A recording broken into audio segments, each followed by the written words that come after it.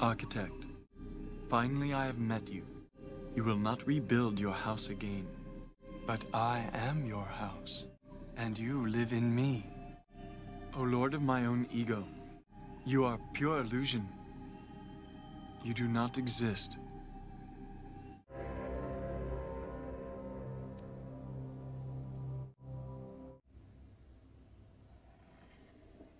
Hello, Neo. I am the architect. I created the Matrix.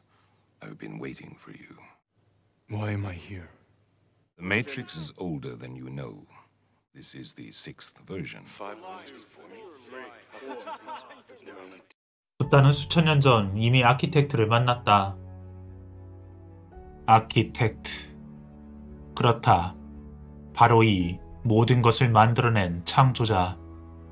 하지만 그건 우리의 외부에 있는 실체의 존재가 아니라 우리 안에 존재하는 마음, 바로 에고였다. 내 안에 그것이 모든 것을 만든 것임을. 하지만 이후에도 인간은 끝내 깨어나지 못했다. 예수님의 희생 이후에도 그 누구 하나 꿈에서 깨어나 완전하게 삶을 초월한 자가 있었는가? 없었다. 그래서 우리는 만나고 또 만난다.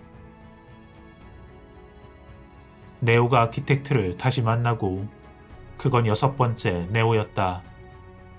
영화에서 분명 네오는 매트릭스를 탈출했다. 그런데 정말 탈출했을까?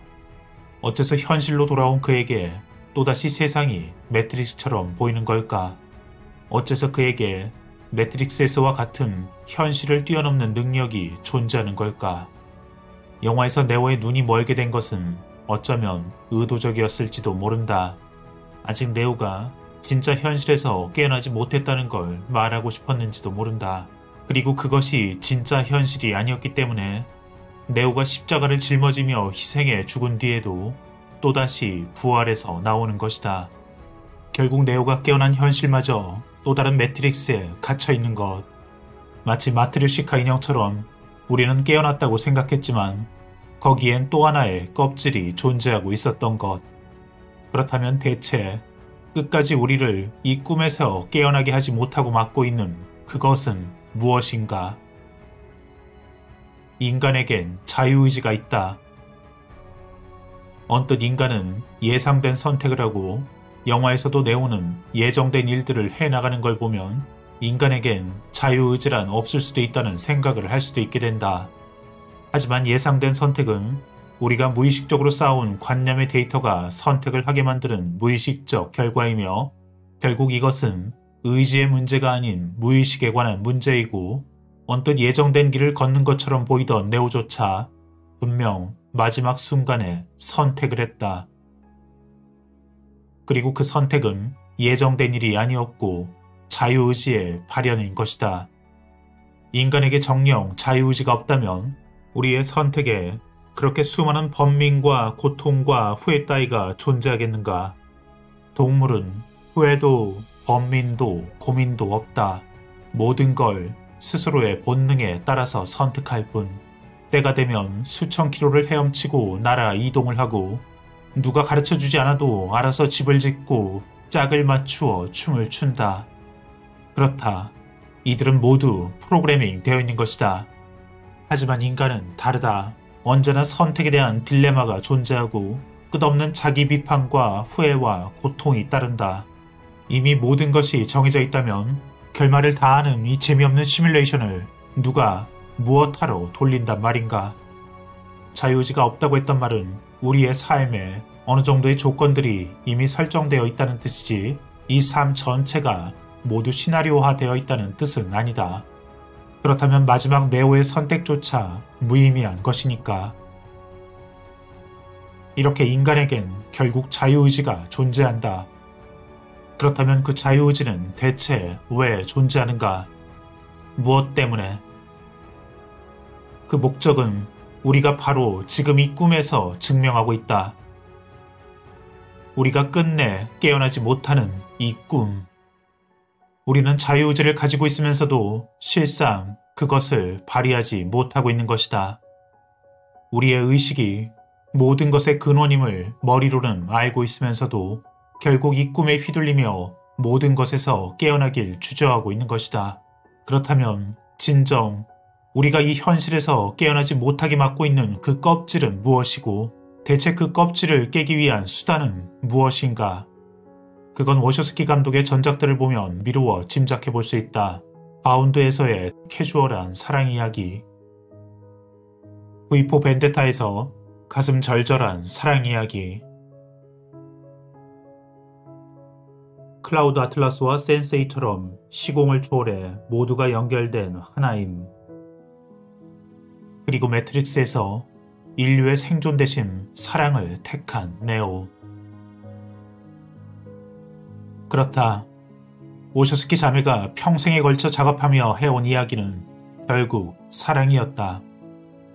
그리고 인류의 멸종을 뒤로하고 네오가 트리니티를 택한 건 네오에겐 무조건적인 사랑이었다.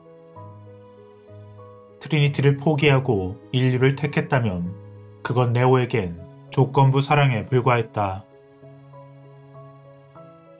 그리고 결국 그 무조건적인 사랑이 네오의 꿈을 깨어나게 했다. 모든 게 사랑을 이야기하고 있었다.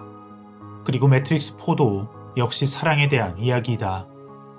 결국 이 대서사는 네오가 가진 사랑으로, 그 자유의지의 선택으로 그 마지막 마트류시카 인형의 껍질을 깨부수고 진짜 세상으로, 진짜 현실로 돌아오는 것에 있었다. 매트릭스 4에서 네오가 돌아온 세상은 더 이상 가상의 세계도 아니고 우주선이 날아다니는 시대도 아니다.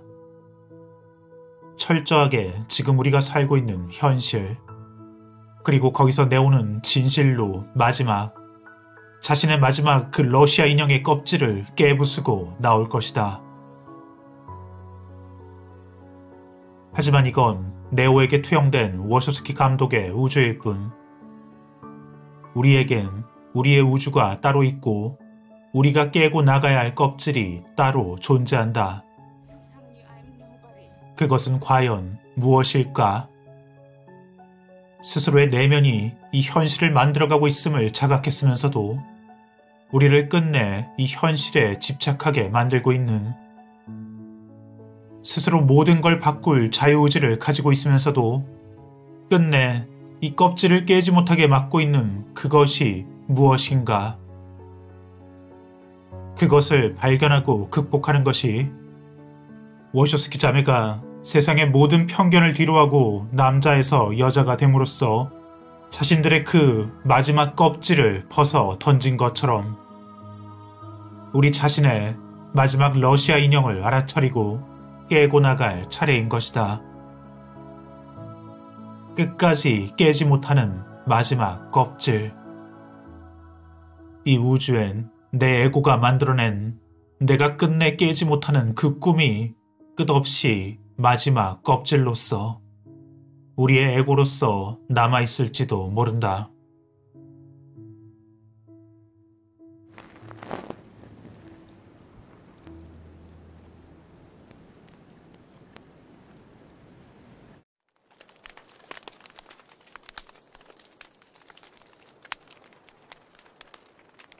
Hello, Lily Wachowski here. I'm glad that people are talking about the movies, the Matrix movies, with a trans narrative.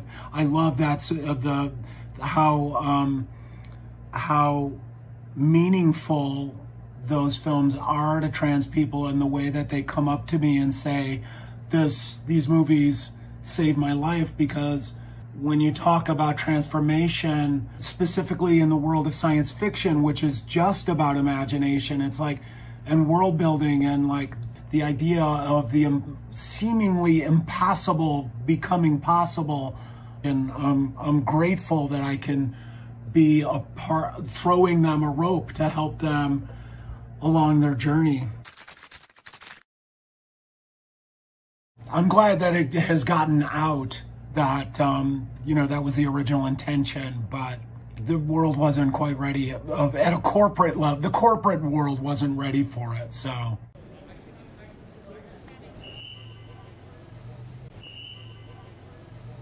꿈에서 깨어났다 생각했는데 여긴 어디고 나는 누구인가요? 나는 분명 붓다였고 네오였다가 생을 마감했는데 왜 또 여기서 깨어난 걸까요?